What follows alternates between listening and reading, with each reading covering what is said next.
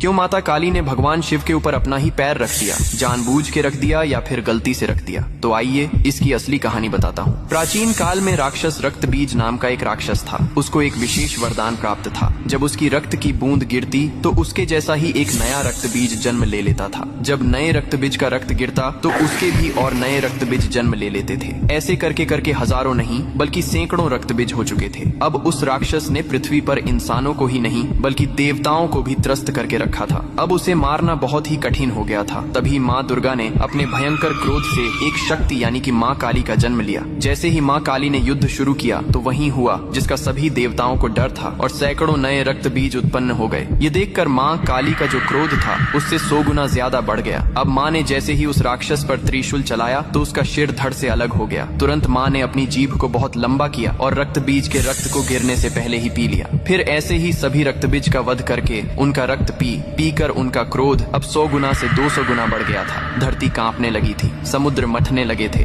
देवता भयभीत होकर इधर उधर भागने लगे थे। तब देवताओं ने भगवान शिव से प्रार्थना की, हे महादेव, आप ही माता काली के संताप को शांत कर सकते हैं। शिव ने देवताओं की पुकार सुनी और माँ काली के सामने युद्ध भूमि में पहुंच गए। लेकिन माँ अपने तांडव में इतनी लीन थीं कि उन्होंने शिव को भी नहीं देखा। तभी भगवान शिव ने स्वयं माता के चरणों में लेट गए। जैसे ही माँ काली का पैर अनजाने में शिव के सीने पर पड़ा, तुरंत उनका क्रोध शांत हो गया। उन्होंने नीचे देखा तो अपने प्रिय पति शिव थे। यह देखकर उनकी जीभ शर्मिंदगी से बाहर निकल आई। इसके बाद शिव ने मुस्कुराते हुए कहा, हे माँ, तुम्हारा यह रूप सृष्टि के संतुलन के लिए था, लेकिन यह रूप अब धरती पर बहुत धाम से पूजा जाएगा। यही कारण है कि तस्वीर में और मूर्तियों में माँ काली को शिवजी पर खड़े हुए दिखाया जाता है, जो बहुत ही शुभ माना जाता है।